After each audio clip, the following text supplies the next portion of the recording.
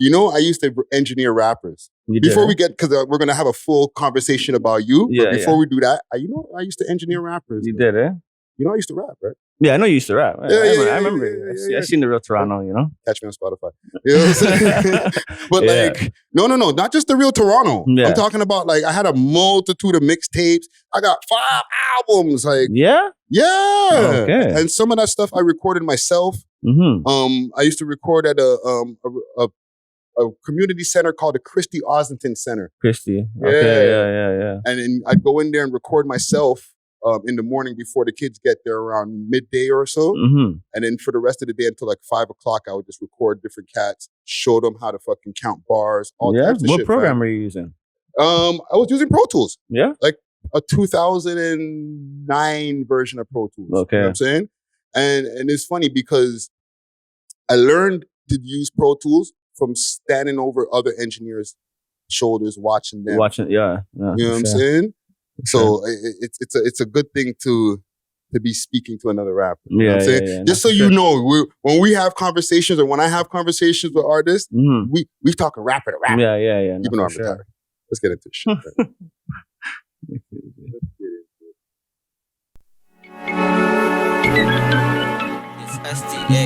We're whipping and shocking.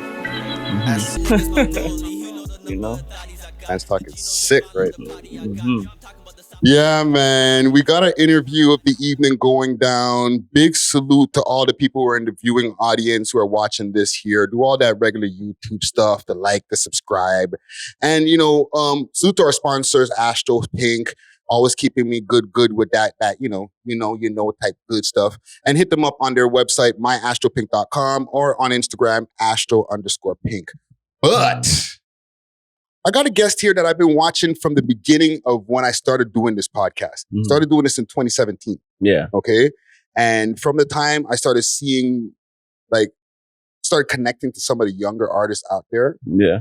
You're one of the first artists that I seen music videos from, starting with a song called Italy. Little Italy. Right? Yeah. And from there, I was like the scene was changing and like rappers were getting away from lyricism. Yeah, going into autotune. Yeah, but this person that I'm going to have this conversation with, this gentleman right here, stuck to the bars and still was able to stay up to date with what's going on now. So with no further ado, we have Stacks in the motherfucking building. Yo, let me throw some sound effects on there, some 1-2 gunshot there, and we're right here.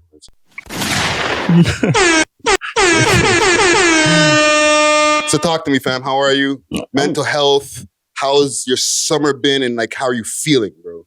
There's a lot of questions in one, but how are you feeling? I'm feeling good, and I'm good mentally. The summer's been all right. Could have been better, but it's been all right. Yeah, man. And you've been putting out music. I feel like since 2015, around that time. I've been putting out music since before that. But I would say when my music started hitting a little bit in the city was 2015. Yeah. Okay. 2015. Yeah. So I want to get a full story from you. Okay. The full history. Yeah. And so if you don't mind, we're going to be getting a little personal as we go through this. Yeah. Okay? Yeah.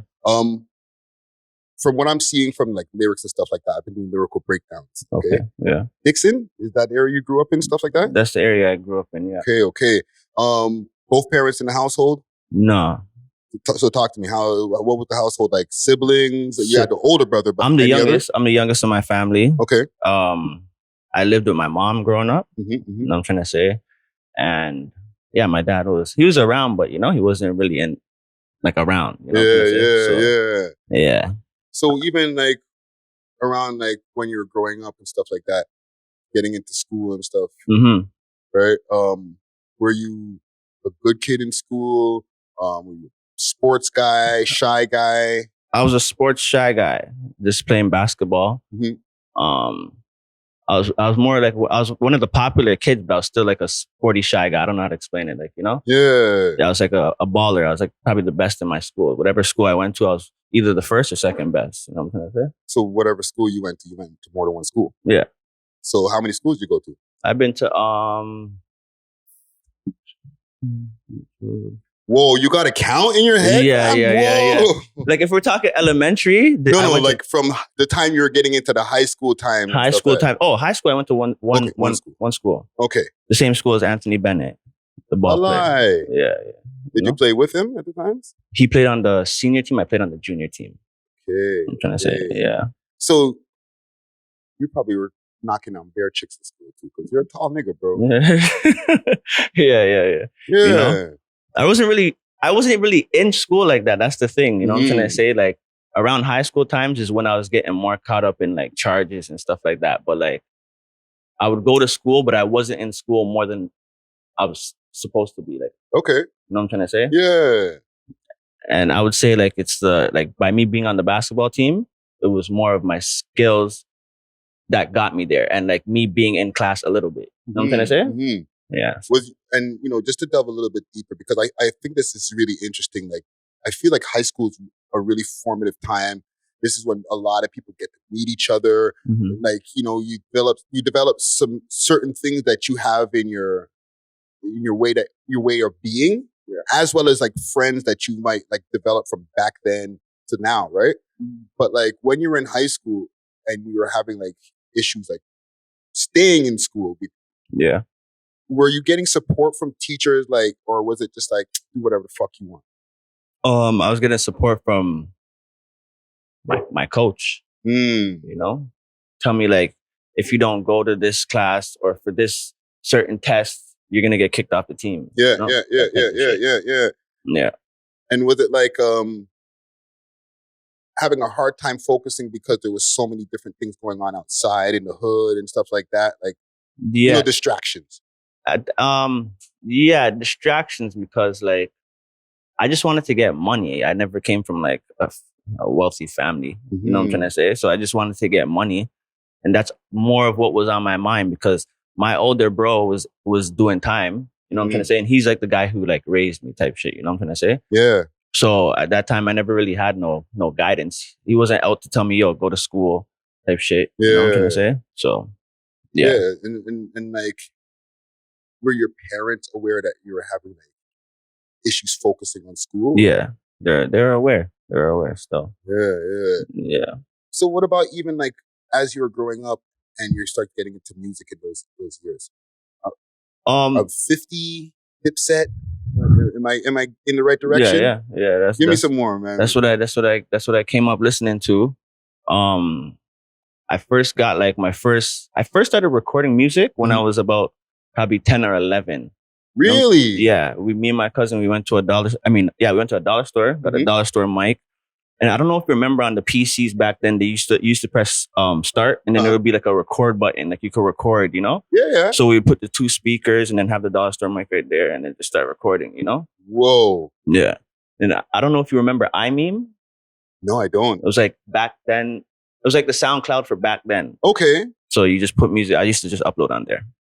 Wow. Yeah. What gave y'all the idea to like create this little recording thing, bro? That's crazy. To be honest, I have no idea. I don't even know what was it. No, I think we were just bored. Just bored. Yeah. But y'all really wanted to get into the rap thing, because like to be like, you know what? We got to find a way to record ourselves.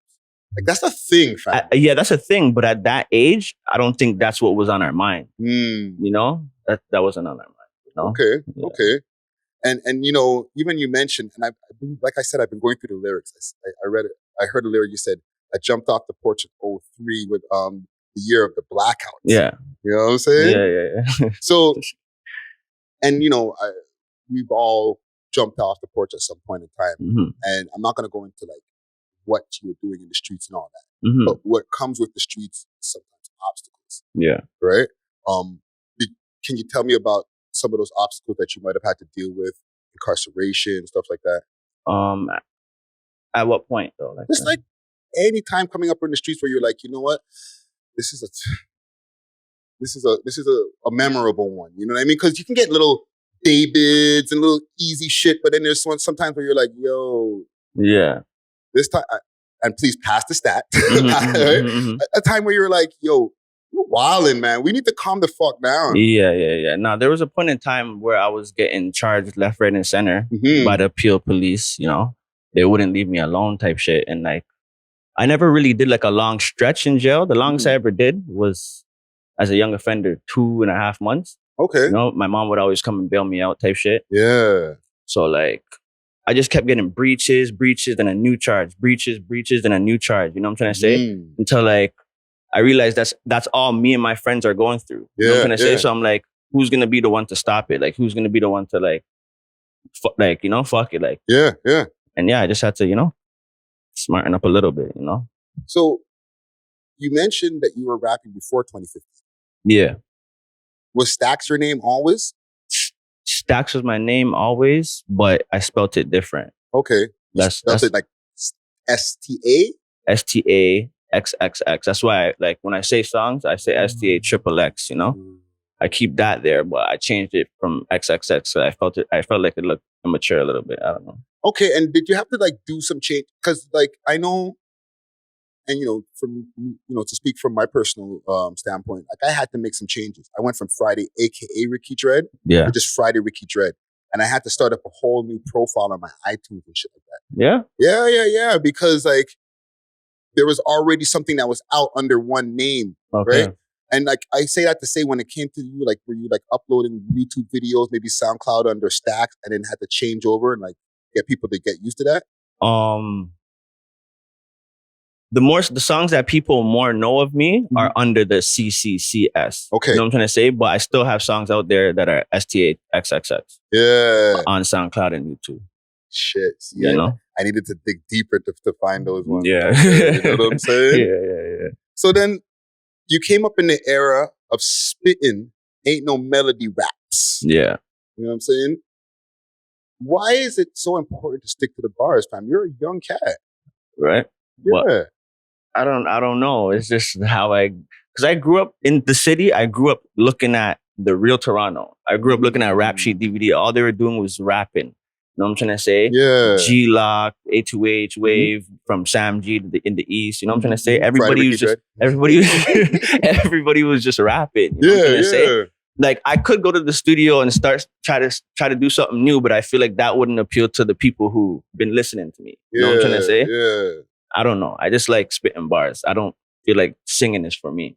Have you ever had like any struggles where you're like, you know what, I'm gonna just try one of these saucy tunes. Yo, turn up the auto tune, fam. You know what I'm saying? And you just record like let me just record something off the head. You start singing, doing some whole next shit, and then you just have it saved somewhere. No, I think there might be one track where I have auto tune, and it's out there. Okay. I think I did like a Drake Shot for Me, and I was singing on auto tune, trying to rap on auto tune. Okay, yeah. But yeah. How do you come up with the flow patterns? Because when I've been listening, I was listening to your mixtape that you had for 2018, right? And just to like refresh my memory of the tape, because you had the one, the Nas mixtape, right? Nas Nation, yeah. Nas Nation mixtape. And then I was listening to the one that was before that one, right? And through the time, just through both, besides bars, you focus on flows. Like, I want to have a rapper conversation. Yeah. Right? Yeah. You focus on flows. Is that first, or are you thinking of the bars first? I'm thinking of the bars first because I'm thinking of the bars. And then when I say the bar, when I'm typing the bars in my phone or on a piece of paper or whatever, okay, I'll spit it. I'll be spitting it. And then like sometimes in order to fit it on the beat, you have to count syllables. You have to take out certain words. Yes. You know what I'm trying to say? So that's kind of how I get the flow. You know what I'm trying to say? But like sometimes there's different songs where it's mostly I'm focused on bars. Yes. But there's certain beats that I'll hear that are talking to me, and it's like, okay, you have to like come with a different type of flow first. Like figure out the flow first. Cause like I just recently released a song called On Go. Yeah, that's a fucking banger. Yeah, On Go. I just released that one. And when I was writing to it, I'm like, I can't rap slow on this. I have to go fast. So I don't know. So your style is you have what you want to say first, and then you're just trying to find the beats to match it, or just when you find a beat, you're like, you know what, let me put the stuff that I already have pre-written. You never do the reverse where you're coming up with like, and not like something where you're doing like some hooks and like trying to Like where you're just barring the fuck out of, but you hear the beat and you're like, oh my God, like 100 bars that come to my head. You don't get those? I do get those ones, but I'm not gonna lie to you. I don't write first. I write to the beat, you know? I used to do that when I was getting locked up, and I'd have the piece of paper, come out with the paper, you know, have to fit it on the beat. Yeah. But nah, I just listen to the beat and then I'll go. Yeah, because that makes it harder, I realized, even when I used to do that when I was younger, to like, you might have some fire shit to say, but it's not going to match on this beat. So now it don't even sound that good. May as well just come up with a whole new rap. Yeah. You know what I'm saying? Yeah. And even like when it comes to from the time that you're coming from, because like I feel like you're in the young OG category. Yeah. You know what I'm saying? Yeah. Like, were you able to start doing shows and stuff in your come up? I was able to, but like I said, like before, I was kind of like on the shy side. Like I was just on the shy side. I didn't want to be in front of a crowd. Yeah. Even in school, when it came to presentations, I wasn't the type of guy that wanted to go first. You know what I'm trying to say? I'll wait to be last type shit. Yeah. So like, yeah, that played a part in me not doing shows ever. Okay. Say? No, listen, fam, like as an artist, that's the next level, you know what I'm saying?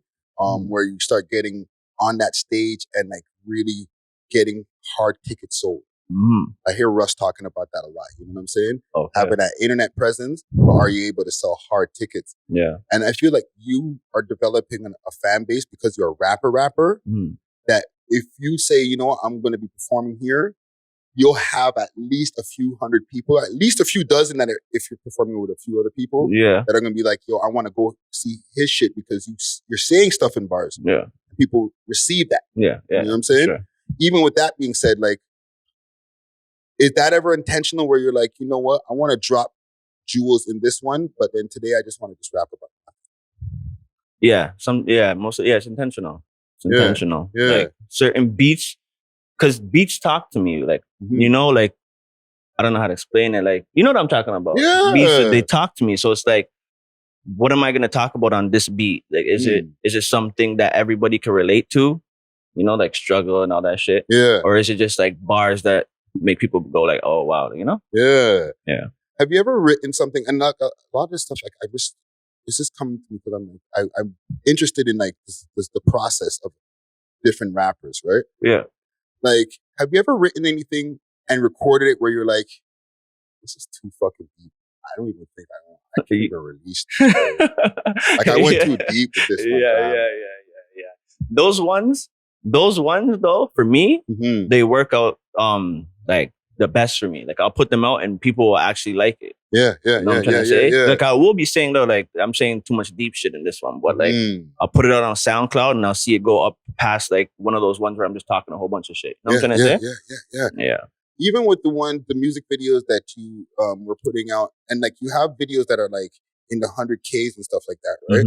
That starts to become, and I know as you know, somebody who drops YouTube videos, once you start passing that 10K mark, people start hitting you up in the street like, yo, that's you. Oh, yeah. Right? Yeah. I want a 2-part question for this. First, the first time that started happening to you, what was that like? That was, honestly, it was cool. You know what I'm trying to say? But I've been rapping for so long to the point where it's like, okay, finally, like, people are noticing. You know what I'm trying to say? Yeah. And yeah. And then like the second part of that question is, has it ever gotten weird? You're like, because I know with me, sometimes you, especially like with the demographic that we have the man them, right? Like, I got guys that come up to me with jail shoes that they're like, they just came out of the courthouse. You know what I'm saying? And they're like, yo, right? But at first when you see them like tats on the face, like, yo, is it a ting? Yeah. And then they're a fan. Oh, for sure. Yeah, no, for sure. Have you ever had that type of interaction? Guys like just fucking staring at you and don't want to come up and say like, what's going on? And then you'll go home and then you'll get a message on Instagram or Snapchat like, oh, I just seen you. You know what I'm trying to say? Yeah. That was you in the mall. yeah, you know. Or I'll get those guys who are like shy to come up and then they'll make their girl come up to me first and say, oh, he listens to your music. You know what I'm trying to say? Yeah. Okay. Even for what I have, you lit that little Italy track, right? you mentioned College. It's it's on College Street, obviously. Yeah. But you've also mentioned College Street, like you used it in a bar before, and I was like, oh, that's sick how you use College in a bar. Oh yeah. What's your connection to College Street? I don't know. Or you just fuck with it, fam? I have no connection to it, no connection to it. Like even when I wrote Little Italy, I wasn't planning to do a song for like the Italian people, even though like shout out the Italians. You know? But it was just me writing bars, and Little Italy ended up being just a part of it. So then I'm like, okay, if I'm gonna shoot a video, I have to go to Little Italy. And that's how it came about. That's a fire tune, fam. Yeah. And you dropped the Nas Nation, the mixtape, right? First of all, R.I.P. to the gentleman who's on the cover. Yeah. Right? Can you talk to us about the inspiration behind the mixtape and like what Nas meant to y'all crew? Nas, he's my friend from like younger days. 2009, 2010. I met him in like the Islington and Dixon area. And yeah, basically he was like the mastermind. Like he was the mastermind. Like he would tell me how to do certain things, when to do certain things. You know what I'm trying to say? And it's not like he was trying to steer me in the wrong direction. You know what I'm trying to say? So because everything that he would tell me, it would make sense. And just before he died, he was telling me, because he was never in none of my music videos. You know what I'm trying to say? So just before he died, he was telling me like, yo, fam, like, how come you don't ever put me in your videos? Because I'm the type of person who will have a song and I'll just call a cameraman and go do it by myself. You know what I'm trying to say? I see a lot of your videos by yourself. Yeah. So he's like, yo, fam, I want to be in your videos. And then like maybe a week or two later, that's when he died. Wow. All right. So, yeah. Thank you. Yeah, man. Like it's tragic because we lose so many friends along the way and stuff like that. And I feel like rapping is a way out for not just us, like individually, but like you can help out your whole family and your whole crew. Oh, for sure. You know what I'm saying? Yeah, for sure. So, I salute anybody who's behind, who doesn't rap in the crew, who's like, yo, keep doing that. Yeah, for sure. Just to get like STA, what's that? That's the squad, right? No, SOS. SOS. Stack of Starve, yeah. Stack of Starve. Hey. No, I fuck with that. Stack of Starve. With rapping, right? I know sometimes, and just content creation, period, you can get like discouraged where like there's times where you feel like you want to give up, right? Yeah. Let's make it a 2-part question. Have you ever had those times where you're like, oh, fuck this shit, I don't want to rap? Yeah, that could be a thought sometimes. That'll be a thought sometimes. But it's like, if I don't rap, then I'm letting down a certain group of people. You know what I'm trying to say? People who actually like to listen to my music. Yeah. And it's like, if I stop rapping, it's like, where did I go? Type shit, And yeah. What keeps you motivated? Like, besides what you just mentioned there. What keeps you motivated where you're like, you know what? Nah, fam.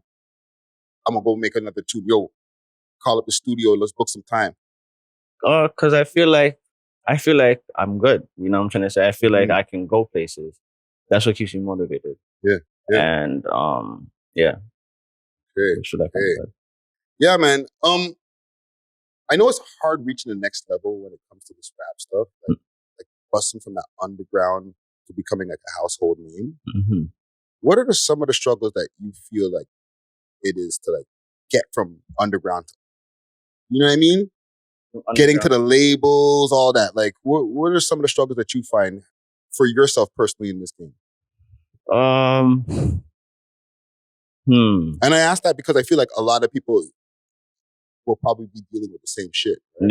Yeah. Some of the struggles, I would say, just adapting to the new era, like of melody. You know what I'm trying to say? Like, there's only like in the game, like if you listen to certain people rapping, Little Baby, sometimes it sounds like he has like some type of effect on his voice. You know what I'm trying to say? Little Dirk, he has the auto-tune on his voice. Yeah. Those are the ones that are popping. Yeah. But then you'll have the Russes, the J. Coles, who are spitting bars. It's like only a selected few of bar makers are like, able to get up there.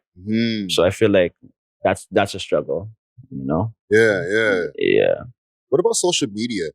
Do you feel comfortable getting online? doing the lives and stuff? Because I don't really see you pop up much on the gram, bro. No.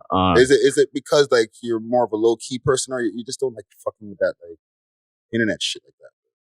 I like fucking with the social media, but it's like I'm not gonna go on the social media and do like certain things to get people's attention. That's just not me. Like, yeah. Like even though I know that it's more appealing to have like some type of like different character, that's just not me. I can't I don't know. Yeah, no. Yeah. I get it, fam. Like it's not easy to jump on live, and sometimes it can go left where like you're so animated that people got a problem with you. You know what I'm saying? Exactly. So like I see a lot of times like okay, let's get to even some of the stuff that's going on now, right?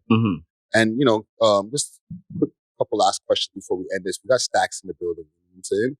I was talking about Rolling Loud with Empress before you came in, right? Okay. Before you came in here. Yeah. Do you think did you try to get up on this Rolling Loud thing? No, I never tried to get up on it.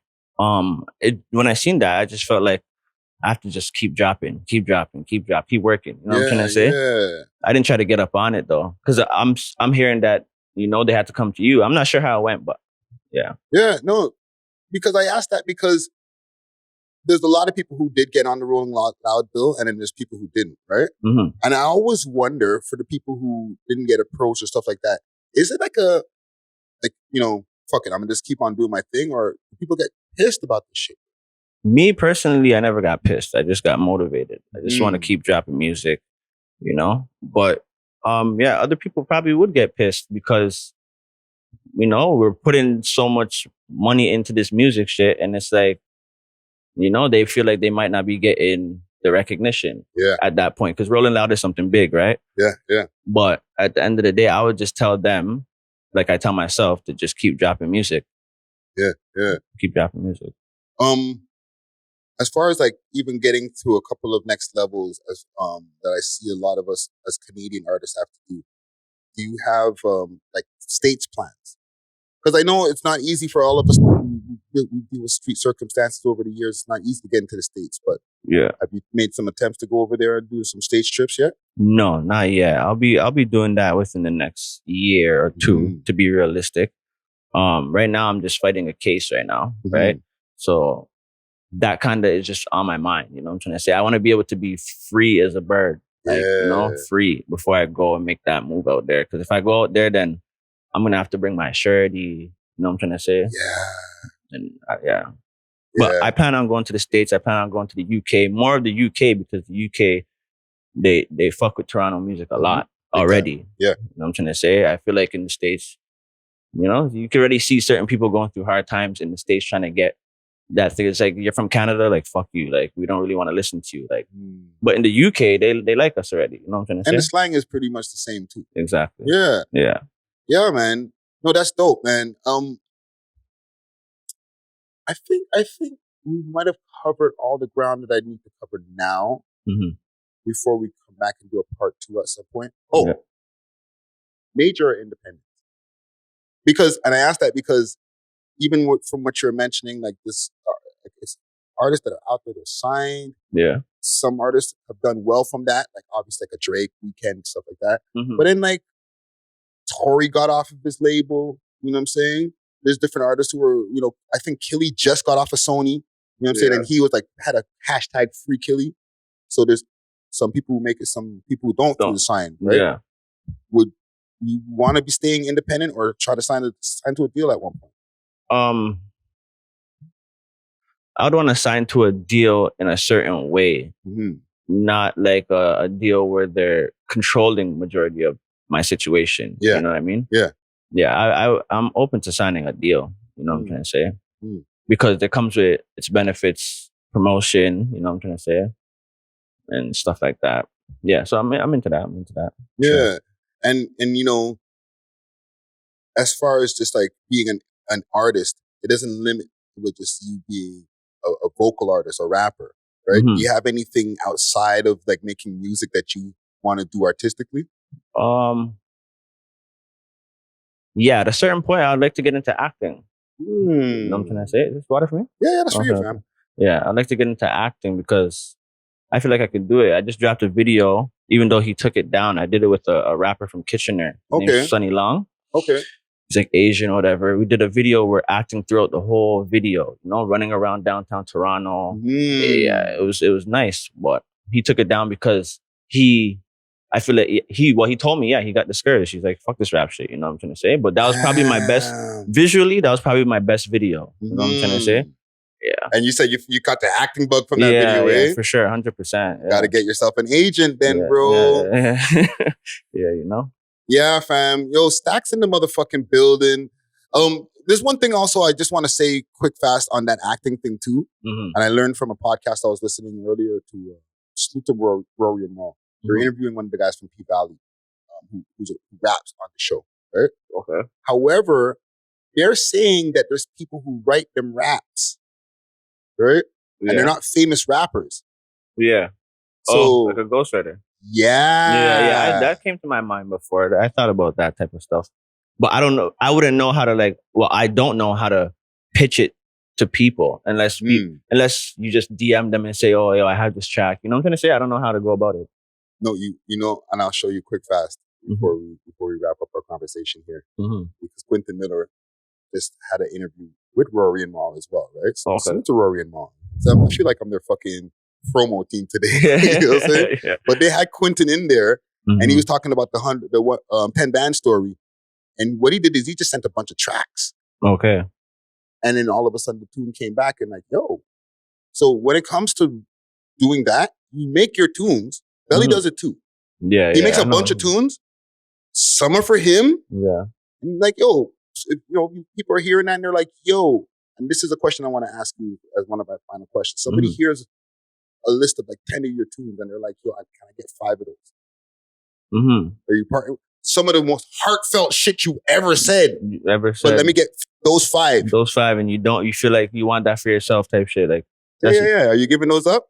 Yeah, for a certain price, yeah. Because I have the ability to make that type of music. You know what I'm trying to say? Talk your shit, bro. Yeah. You gonna make more, man. Exactly. Stacks in the motherfucking building, man. Listen, fam, I enjoyed having this conversation, meeting you for the first time. Yeah. You know what I'm saying? For somebody who's been putting in music, not for a long, long time. It's not like this nigga's been putting out music for 19 how long. You know what I'm saying? Yeah. Like, this is still a young OG out here. So I want the people to whoever hasn't tapped into him, tap in. Okay? And the people who are tapping in, continue to support Stacks, okay? Because he's pushing lyrical hip hop, but not sounding on some old school shit. You know what I'm saying? So I fuck with that, fam. I appreciate you having this convo with me. Respect. No problem, brother. Give the people your social media platforms, anywhere where you want people to find you. On Instagram, it's STVCCCS. Twitter, it's STA triple, like the word triple, EX. And on YouTube, it's STACCCS. Okay. Yeah, man. Stacks in the building. Another one in the vault. I think I'm going to mark this one episode 297. You guessing? You just guessing? Yeah, because like we're pre-recording, right? Yeah. Okay, and right now, as we speak, I know 295 is out. And I did another interview yesterday. Yeah. Right? So I'm estimating you're in 297. We're on the road to 300. Okay. You know what I'm saying? And you're in the Visionary Arts Center. Follow that on Instagram. This is one of the last interviews that you're going to be seeing in this place. Yeah? Okay. Yeah, because we're going to be moving. You know what I'm saying? Okay. So I appreciate you coming through and having this conversation. No problem. Follow me on all my social media platforms. Friday Ricky Dred, SDRED. Everything else, we love hiphop.ca. Salute to our sponsors, Astro Pink. If you know, you know. Hit them up on their website, My Astro Pink, or on Instagram, Astro_Pink. It's your boy Friday Ricky Dred, and I'm off of this. Deuces!